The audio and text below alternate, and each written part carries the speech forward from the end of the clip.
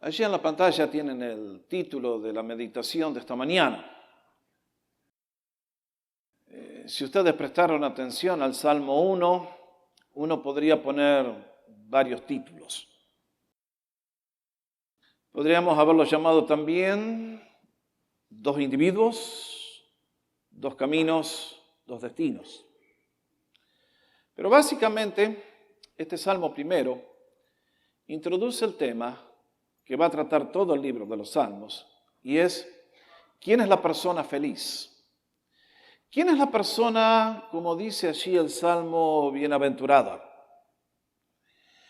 Realmente hoy tenemos por delante un tema que es, creo, el corazón de la existencia humana. Si ustedes le preguntan a la mayoría de los seres humanos que buscan en su vida es ser felices. La felicidad se define de muchas maneras. Y si saliéramos a hacer una encuesta en el día de hoy, ¿qué necesita una persona para ser feliz? Escucharíamos miles de respuestas diversas, ¿no es así? Muchos nos dirían, para ser felices es cuestión de... Creo que siempre encabeza la lista. Y ciertamente tienen razón porque si no tenemos dinero, nunca vamos a ser felices, ya que el dinero es para comprar comida, vestido, medicina. El dinero hace falta, es parte del paquete. Otros nos dirían... placer, poder, fama, viajes, amigos, buenos momentos, la lista es realmente larga. Sin embargo, aquí el Salmo 1 va a mirar la vida desde la perspectiva de Dios y nos va a decir quién es la persona feliz. Y es por eso que cuando ustedes y yo nos acercamos a este Salmo, les doy acá un análisis muy rápido y muy breve del contenido, para que sepan qué es lo que el salmista nos quiere enseñar. Como les dije hace un instante, el Salmo hace el contraste entre dos personas. En la primera parte, en los primeros 3 versículos, nos habla de la persona feliz, del justo. Y nos va a decir esencialmente 3 cosas. ¿Quién es la persona justa, bienaventurada por cosas que no hace? Segundo, es bienaventurado por cosas que hace, y tercero, las consecuencias que cosecha como resultado de sus decisiones. En la segunda parte nos va a hablar de otra persona, es el malo, y nos va a decir quién es, lo va a describir en contraste con el justo, nos va a hablar del destino final, y luego en el versículo 6 encontramos un recordatorio. Ahora noten bien, el Salmo comienza hablando de una persona a quien llama bienaventurado. Bueno, acá tienen un término muy interesante. Es un término que es tan rico que es imposible traducirlo adecuadamente en una sola palabra. En el hebreo está en plural. Si uno intentara hacer eso en el español quedaría mala gramática. Entonces, los que traducen la Biblia se encuentran con un problema. ¿Cuál es la mejor palabra que tenemos que poner en este lugar para traducir el término hebreo? Y entonces en nuestra versión eligieron bienaventurado. Otras versiones ponen dichoso. Otras versiones ponen feliz. Pero realmente el término es tan rico que tendríamos que traducirlo, ¡oh, la felicidad inmensa que tiene tal persona! Si quieren entender un poquitito de lo que implica este término tan rico, déjenme pasarlos muy rápido por algunas cosas que nos enseña la Biblia con respecto a lo que significa bienaventuranza, o dichoso, o feliz, inmensamente feliz. Vean algunas referencias que están en la Biblia. Diríjanse al Salmo 114, por favor. Allí vamos a leer algo que nos dice lo que significa la palabra bienaventurado. Déjenme leerlo para ustedes. Allí tienen la referencia, si la quieren anotar, versículos 144. Disculpen ustedes. Ahí, vamos. Ahora sí. ¿Cómo dice? 144:12.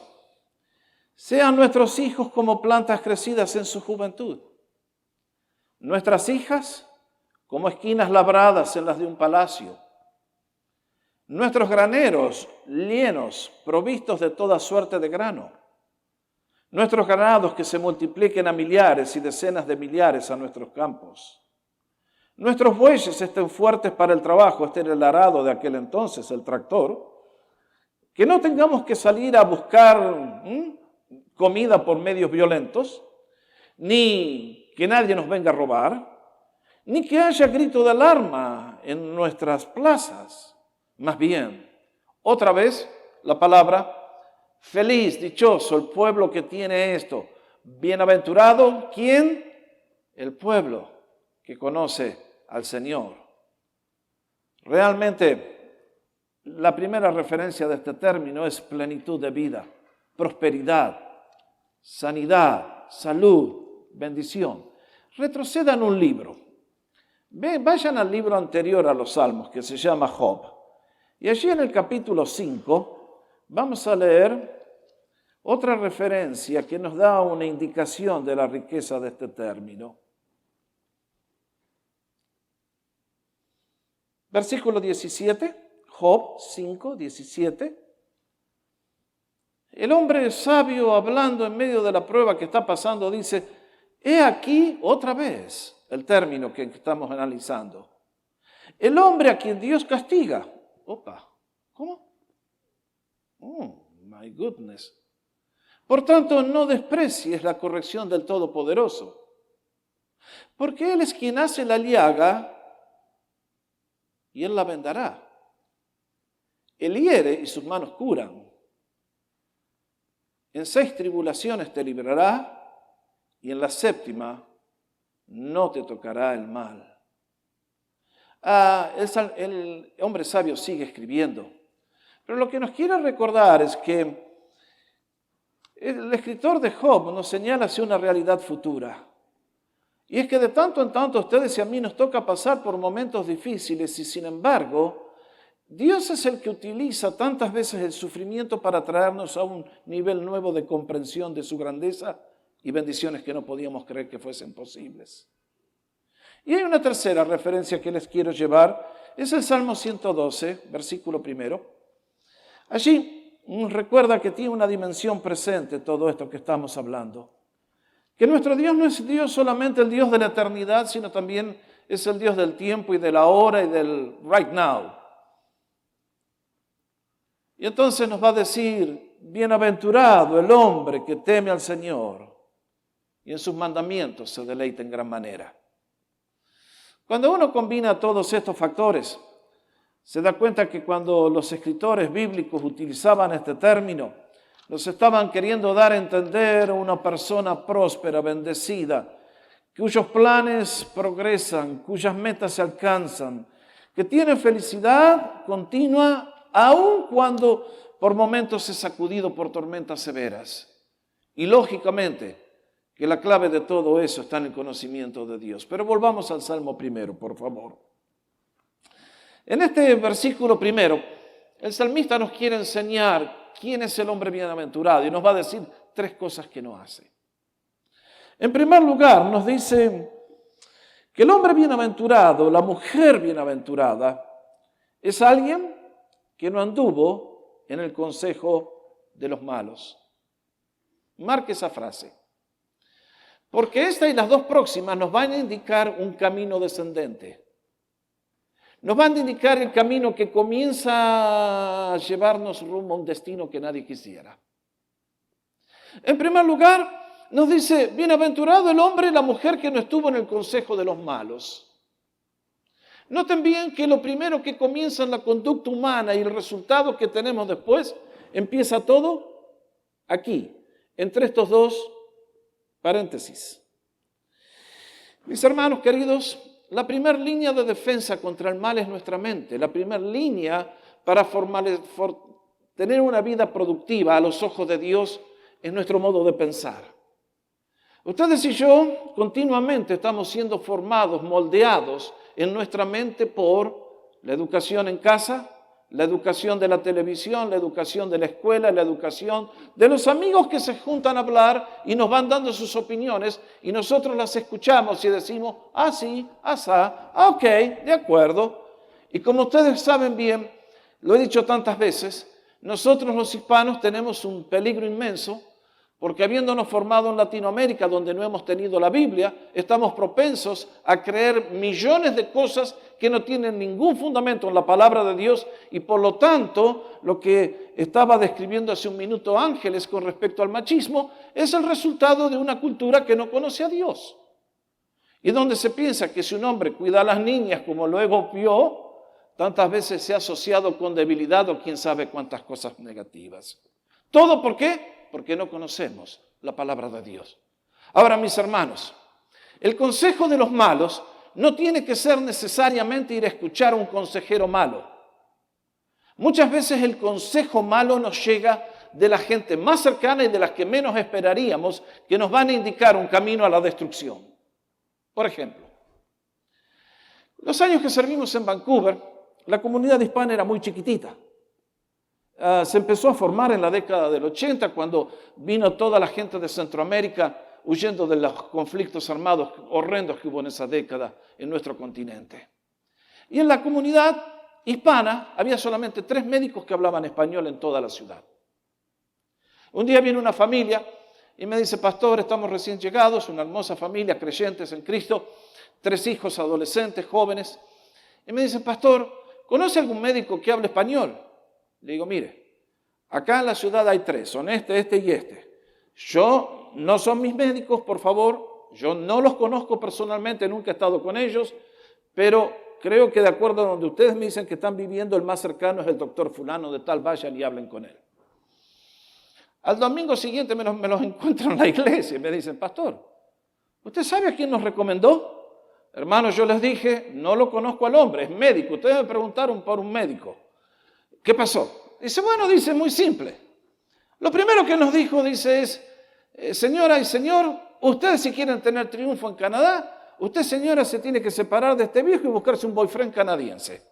Y usted, señor, tiene que separarse de esta vieja y buscarse una novia canadiense. Porque es la manera que van a aprender el idioma y van a prosperar en Canadá. Ustedes se ríen, ¿no es cierto? Pero ¿quién imaginaría que un doctor médico podría dar un consejo tan diabólico? Ese es el consejo de los malos. Y de ese tipo de consejo, de sabiduría popular, cultura popular, estamos rodeados y llenos todos los días. Un día ya también un chiquito que estuve tratando, que estuvimos ayudando por un tiempo, tomó el peor camino habido y por haber, violó a un menor, su vida era un desastre completo y desapareció. Como a los 5 años me llama un día y me dice, pastor, quiero ser consejero, voy a ser psicólogo. ¿Se imagina la gente que pide consejo a semejante consejero? Ese es el consejo de los malos. Y gente de esa abunda en todos los niveles, en todas las sociedades.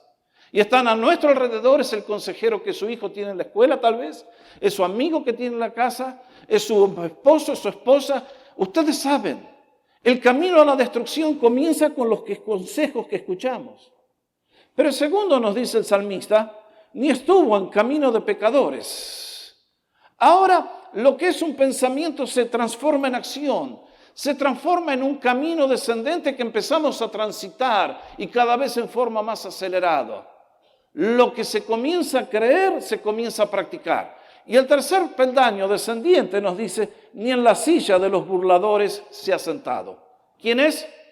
El que piensa mal, se conduce mal y termina con la gente mala.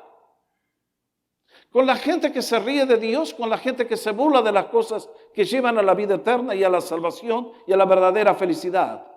Es notable. Ustedes saben muy bien lo que es peer pressure, lo que es presión de grupo. Es lo que experimentan nuestros jóvenes cuando entran a la escuela secundaria. Y ahora ya la opinión de papá y de mamá no cuenta tanto como la opinión de los amigos. Y todo se hace para agradar al grupo. Y tantas personas yo he conocido que un día tenían una vida buena, nacieron en un buen hogar, pero llegaron a la secundaria y de a poquito el consejo de los malos comenzó a formar y a cambiar y de repente terminan sentándose con quienes en la silla de los que se burlan de las cosas de Dios. ¿No han visto ustedes esos casos? Estoy seguro que ustedes también pueden darme varios ejemplos. El salmista dice, bienaventurado. Y la dicha, la inmensa felicidad del hombre, de la persona que no estuvo involucrado en este estilo de vida. Más bien nos va a decir, versículo 2, sino que en la ley del Señor está su delicia, y en su ley medita de día y de noche. El hombre feliz es el que no hace 3 cosas, y es el que por el contrario hace ciertas cosas. Noten bien, acá nos va a hablar de la ley del Señor. Cuando ustedes y yo hablamos de la ley, hablamos de un término técnico. Se hace referencia a los 5 primeros libros que componen esta colección de libros sagrados que llamamos la Biblia. La ley eran los 5 primeros libros que atribuimos a Moisés como escritor. Son los que abren la revelación divina. Y lógicamente que David tiene razón en llamarlos así, porque en aquel momento él está escribiendo en el año 1000 antes de Cristo aproximadamente.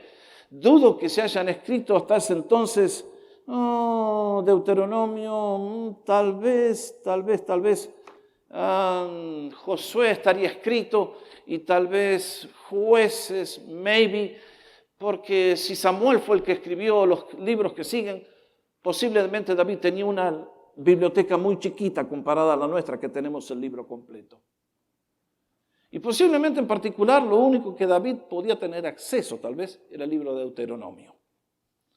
Y sin embargo, el salmista dice, bienaventurado es el hombre que tiene en primer lugar la ley del Señor. ¿Cuál era la ley? ¿Cuál era la esencia de la ley? Vean lo que dice Deuteronomio capítulo 10. Es el resumen de todo el Antiguo Testamento. ¿Lo quieren marcar? ¿Cómo dice? Ahora pues, Israel, ¿qué pide de ti Jehová tu Dios?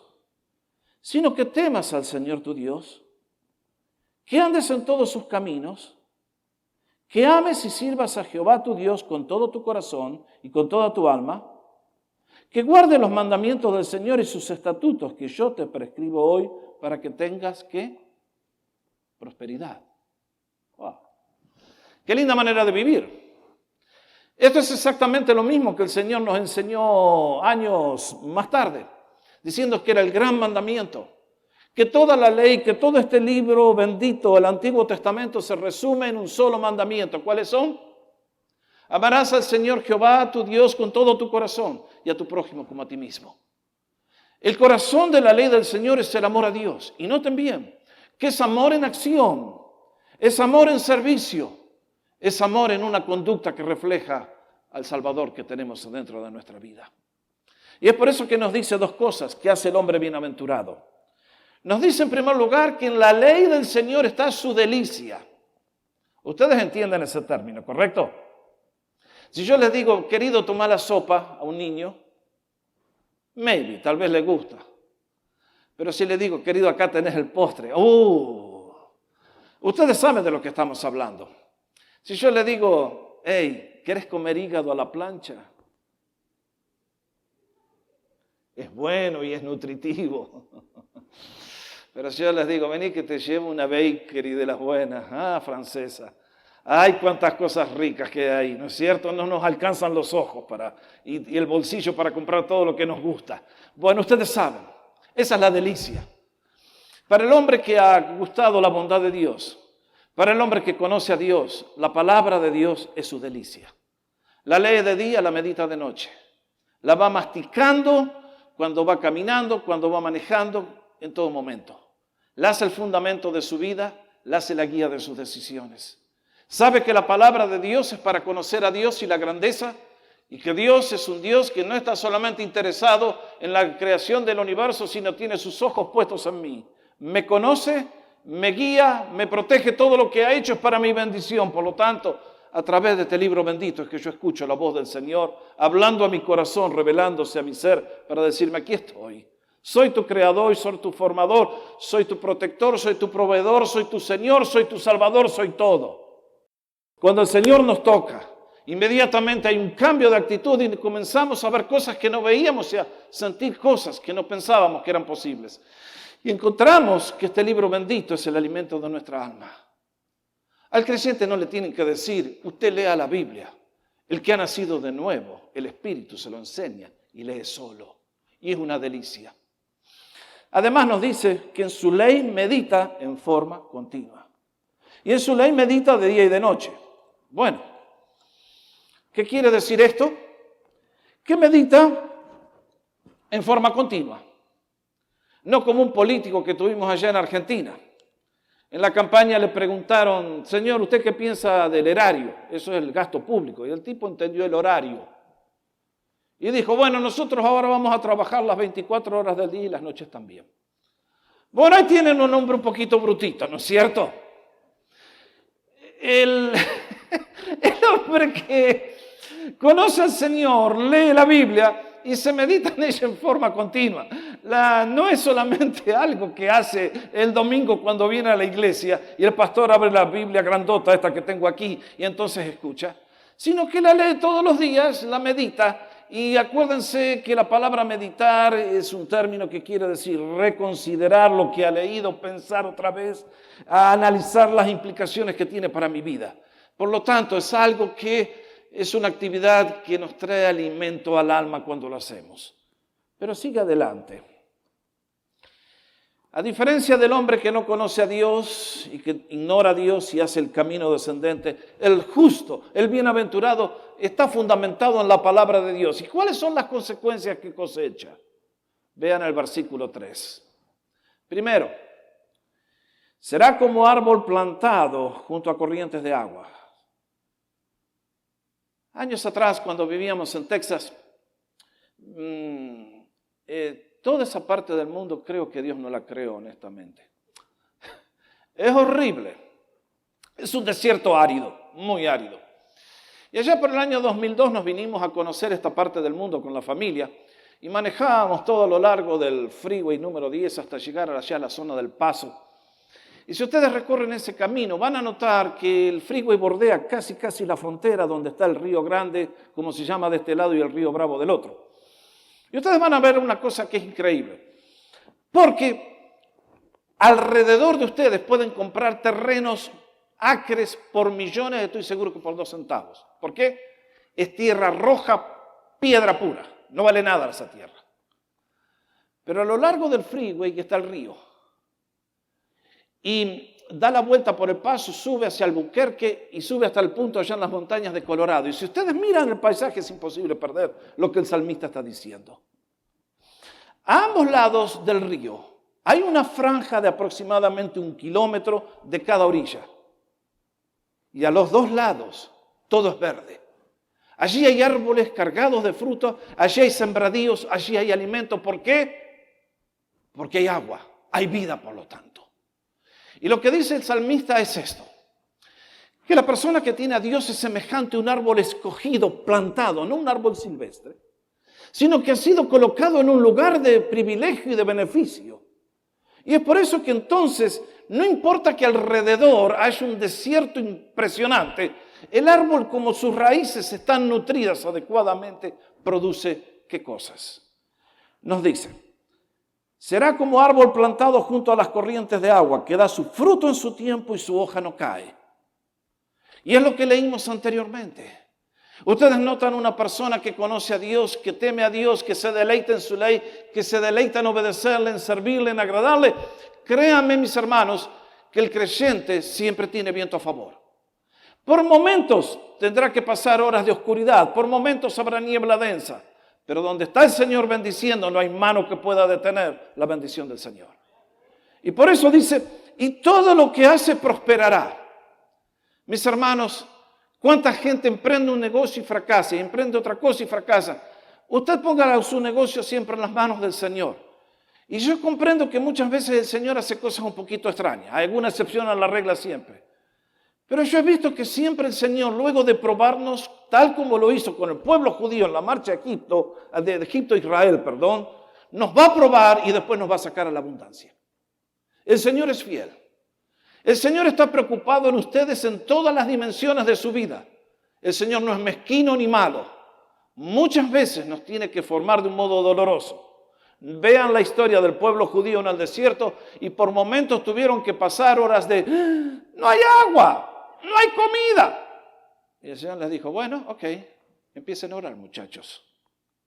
Y luego vino con gran poder y finalmente los llevó a la tierra prometida. Así es nuestro Dios. Nos dice que el hombre que conoce a Dios tendrá firmeza y vitalidad en la vida, fructifica y prospera. Bueno, yo quiero vivir así, ¿y usted? Ahora, por el contrario, en la segunda estrofa va a ser un contraste. Y nos va a hablar del malo.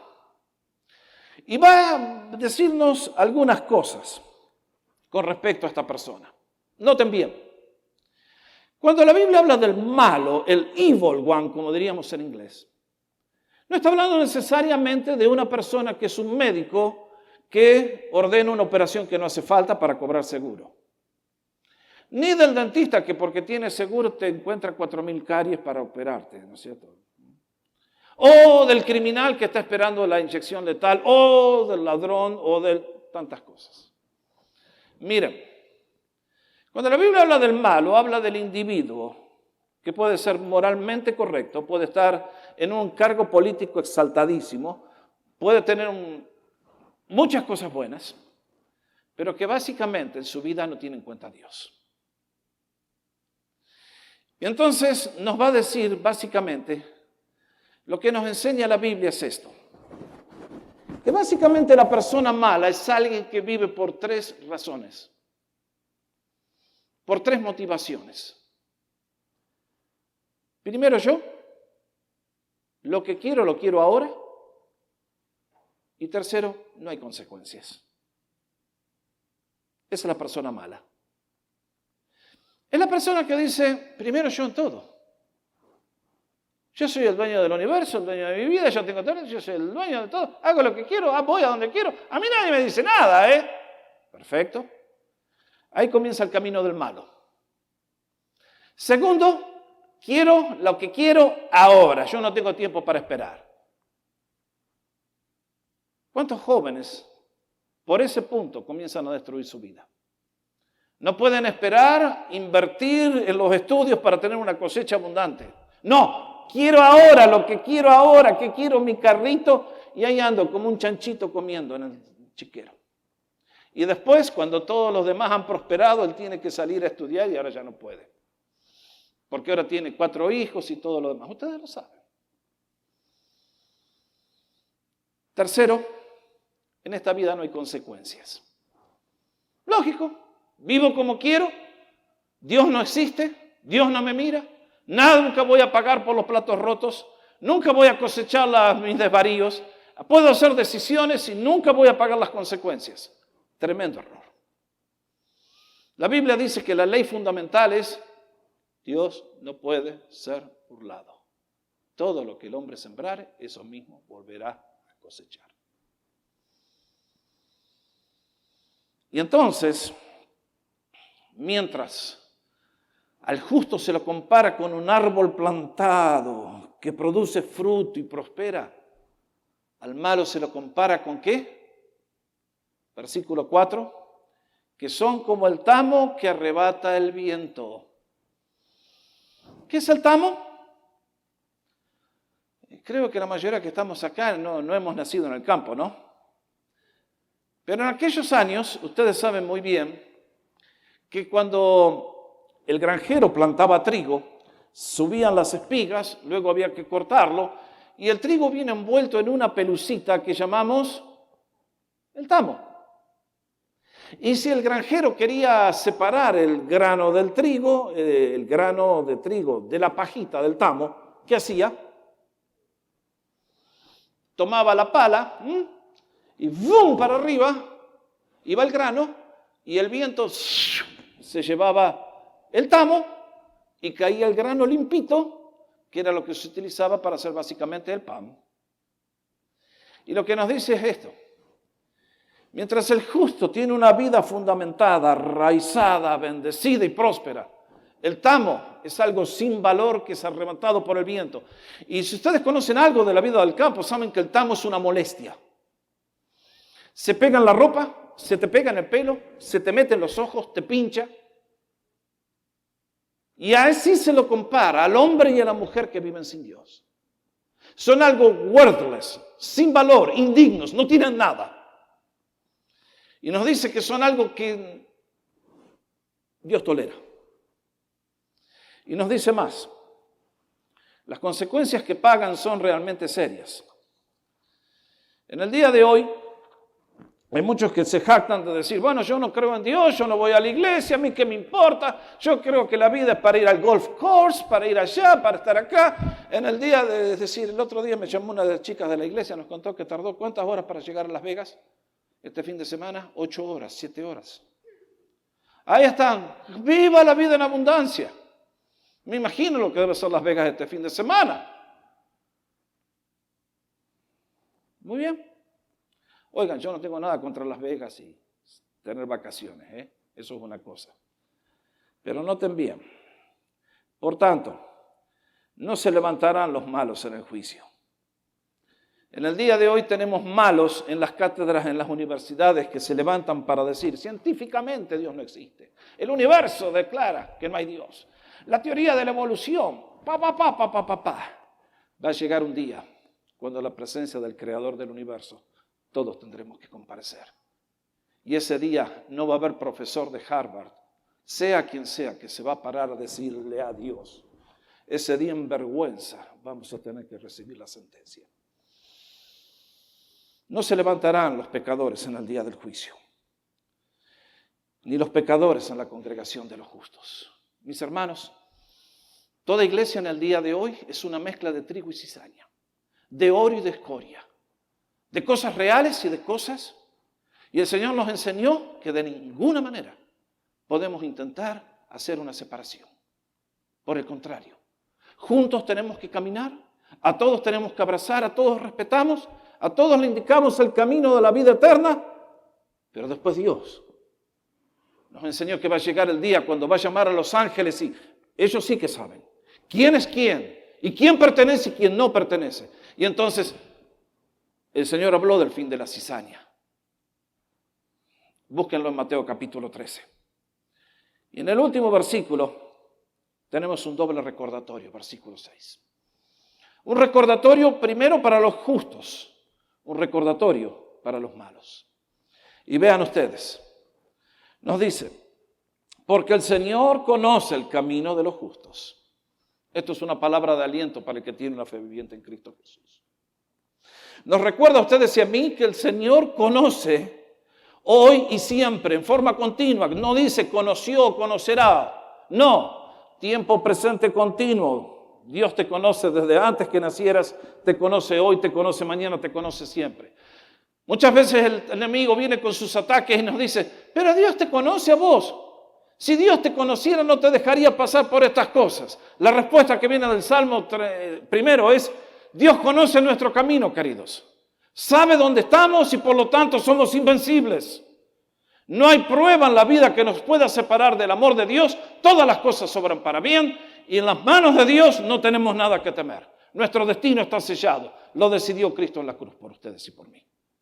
Cuando ustedes y yo le tomamos a Él, el Señor conoce el camino de los justos. Está a nuestro lado. Está protegiéndonos, es nuestro Padre, es nuestro guía, es nuestro pastor, es nuestro proveedor. Eso es lo que el salmista habla. Pero no es más la senda de los malos perecerá. Ahí está el contraste.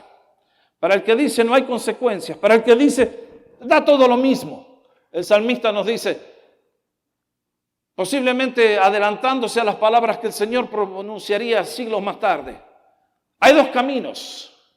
Hay un camino ancho que conduce a la perdición y la gran mayoría entran por ellos. Y hay un camino angosto que conduce a la vida y son pocos los que lo encuentran. Mis queridos, en esta mañana, ¿en qué camino estamos cada uno de nosotros? ¿En qué camino estás tú? Acá nos habla del retrato de un individuo feliz y el retrato de un individuo malo. En esta mañana, al traer este mensaje, mi único anhelo y mi única oración es que todos podamos decir, yo soy una persona bienaventurada. ¿Por qué? Porque un día entregué mi vida a Dios le conocí a Él, me abrí a Él, abrí mi corazón como escuchamos en el testimonio y Dios vino a mi vida y me cambió para siempre. El mensaje que predicamos no es algo que ustedes y yo tenemos que hacer, sino algo que tenemos que recibir. Y una vez que recibimos la bendición de Dios, una vez que recibimos a Cristo en el alma y en el corazón y le abremos nuestra vida a Él, el resto viene por añadidura. ¿No fue eso lo que el Señor enseñó acaso? Busquen primeramente el reino de Dios y su justicia y todas las demás cosas vendrán por añadidura. ¿Quién es el hombre feliz? ¿Quién es la mujer feliz? El que no anduvo en el consejo de los malos. El que no estuvo en camino de pecadores. El que no se sienta con los burladores de Dios, sino que en la ley del Señor está su delicia. En ella medita y vive una vida que prospera porque el Señor conoce su camino. Este es el salmo que abre el portal, les dije, que abre la entrada al palacio. Tremendamente delicioso, tremendamente inspirador. Mucho más es que tenemos un Dios que nos conoce y nos ama y nos ofrece vivir así a todos ustedes y para mí. Pero no podemos estar siendo justos y malos. No, hay dos caminos. En uno tenemos que estar. En uno estamos y de acuerdo en el cual de los dos estemos, será el destino final que tendremos un día. El Señor nos ayude cada día a estar tomados de la mano del mejor pastor, del mejor Señor, del Señor que creó los cielos y la tierra y que se encarnó en Cristo Jesús para ser nuestro Salvador.